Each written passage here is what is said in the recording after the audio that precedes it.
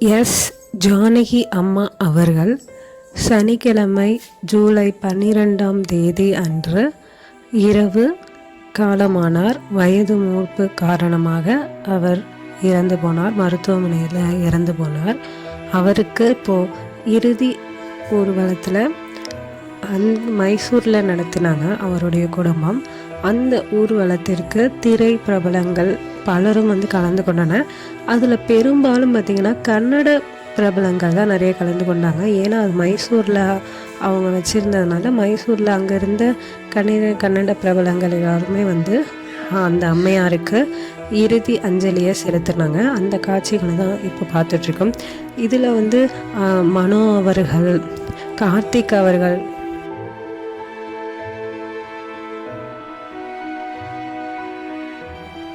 மற்றும் பல பிரபலங்கள் அஞ்சலி செலுத்தியிருந்தாங்க.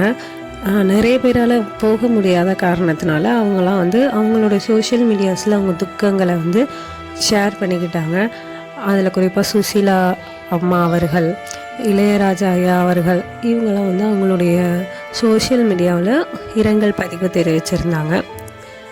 ஜானகி அம்மா நிறைய பாடல்கள் பாடியிருக்காங்க. கிட்டத்தட்ட 48,000க்கு அதிகமான பாடல்களை பாடினாங்க. தமிழ், தெலுங்கு, மலையாளம், கன்னடம், ஹிந்தி, உருது, சமஸ்கிருதம், இது மட்டும் இல்லாமல் ஜப்பான் போன்ற வெளிநாட்டு மொழிகளிலும் பாடக்கூடியவங்க.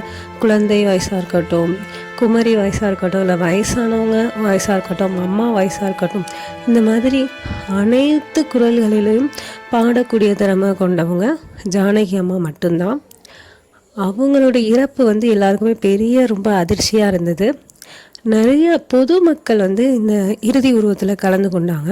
அந்த பொது மக்களே கண்ணீரோடு இவங்களுக்கு விடை கொடுத்தாங்க.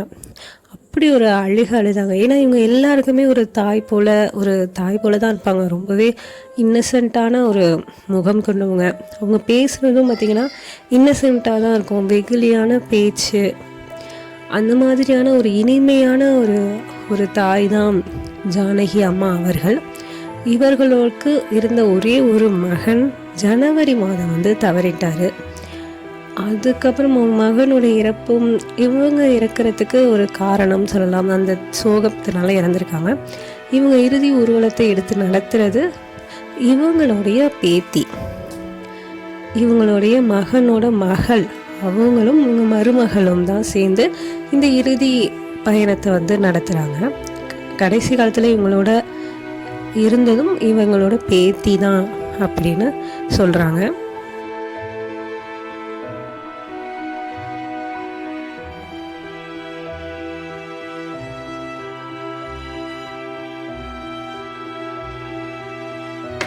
இந்தியாவோட உயரிய விருதான பாரத ரத்னா விருது வாங்கியிருக்காங்க. 4 முறை தேசிய விருது வாங்கியிருக்காங்க. தமிழில் பார்த்திங்கன்னா செந்தூர பூவே அப்படிங்கிற ஒரு பாடலுக்காக தேசிய விருது வாங்கியிருக்காங்க. இது மாதிரி கன்னடம், மலையாளம், தெலுங்குலையும் ஒவ்வொரு தேசிய விருதுகளை வாங்கியிருக்காங்க. இது இல்லாமல் ஒவ்வொரு மாநிலங்களிலும் அவங்க பல விருதுகளை வாங்கியிருக்காங்க. கலைமாமணி உட்பட பல பெரிய விருதுகளை வாங்கியிருக்காங்க. இன்னும் இவங்களுக்கு எவ்வளோ பெரிய விருதுகள் கொடுத்தாலும் அதுக்கு ஈடாகாத அவங்களுடைய குரல்.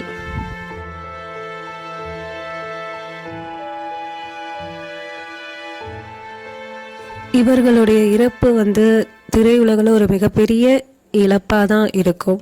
அம்மையாருடைய ஆத்மா சாந்தி அடையவும் அவங்க குடும்பத்துக்கு ஒரு நல்ல ஆறுதலை கொடுக்கவும் எல்லாம் வல்ல இறைவனை பிரார்த்திப்போம்.